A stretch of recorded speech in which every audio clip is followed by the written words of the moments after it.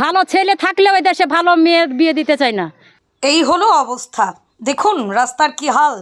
শুধু কি তাই, এই রাস্তার কারণে ছেলে মেয়ের বিয়ে দিতে চায় না কেউ, এমনই অভিযোগ গ্রামবাসীদের।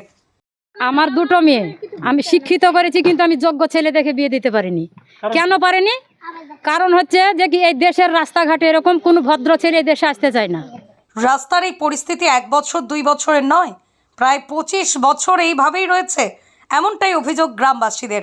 তাহলে কেন জনপ্রতিনিধিদের চোখে পড়লো না সেই গ্রামে? রাস্তা এতটা খারাপ, কিন্তু জনপ্রতিনিধিরা কি করে? এই দেশের জনপ্রতিনিধি, এই দেশের মানুষ ভালো, জনপ্রতিনিধি যে কে? মুখ্যমন্ত্রী মমতা বন্দ্যোপাধ্যায়ের আমরা মানে দোষ দিব না। আমাদের দেশের ছেলে মেয়েদের পড়াশোনা, খাওয়া দাওয়া, কন্যাশ্রী অনেক কিছু উন্নতি করেছে, ঠিক এই রাস্তায় এক ডালিও মানে মাটি পড়েনি। আর সব ঠিক এমনই রাস্তার বেহাল দশার ছবি দেখা গেল জলঙ্গির ঘোষপাড়া পঞ্চায়েতের অধীনে দয়রামপুরের ঈদগাহ পাড়ায়। হালকা বৃষ্টি হলেই নাকি 1 হাঁটু পর্যন্ত জল জমে যায় এই রাস্তার উপরে। যাতায়াত করতে চরম সমস্যায় পড়তে হয় স্কুলে যাওয়া ছাত্রছাত্রী থেকে গ্রামবাসীদের। যখন রাস্তা দিয়ে স্কুলে যায় তখন রাস্তার জন্য অসুবিধা হয়। তারপরে অসুস্থ যদি কোনো বাড়ির মানুষ বা কোনো পাড়ার মানুষ, যদি গ্রামের মানুষ যদি অসুস্থ হয়, তাহলে সেই মানুষকে মানে গাড়ি আসে না, রাস্তার জন্য গাড়ি আসে না, সেই মানুষকে সবাই মিলে ধরে নিয়ে জায়গা গাড়িটা আর নয়, গাড়িতে তুলে দেখতে হয়। গ্রামবাসীরা আরো গুরুতর অভিযোগ তুলে বলেন, গ্রামের এই রাস্তার কারণে ভালো সম্বন্ধ আসে না ছেলে মেয়ের বিয়ের জন্য। ছেলেমেয়েরা স্কুলে যেতে পারে না, যেতে গিয়ে অনেক দুর্ঘটনা ঘটে যায়। বিভিন্ন বিডিও অফিস থেকে জনপ্রতিনিধি সকলকে জানিয়েছে, কিন্তু কোনো সুরাহা মেলেনি।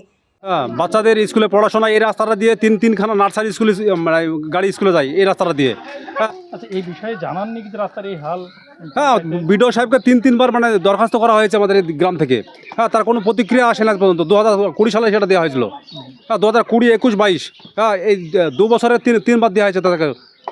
গ্রামবাসীদের আরও অভিযোগ, ভোটের সময় হলেই ঠিক বড় বড় নেতাদের আনাগোনা বেড়ে যায় গ্রামে।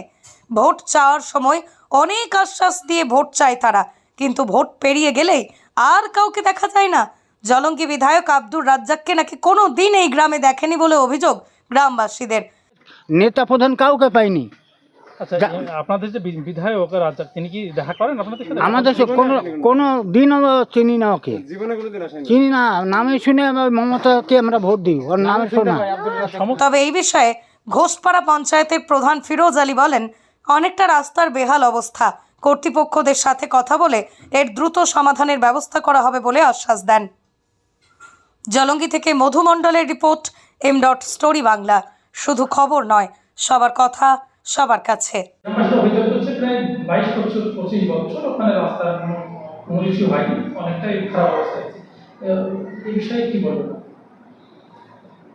বিষয় হচ্ছে, আমাকে এই বিষয়ে কেউই জানায়নি। আর বর্ষার কারণে রাস্তার অবস্থাটা একটু খারাপ হয়েছে।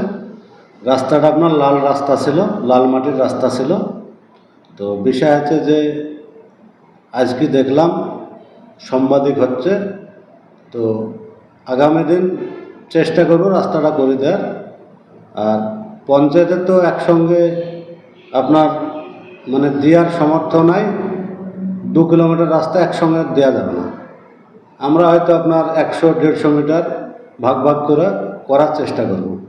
আর এই বিষয়টা একটু বিডিও সাহেবকে বলবো দেখার জন্য আমি, যে যাতে একটু হেল্প করে।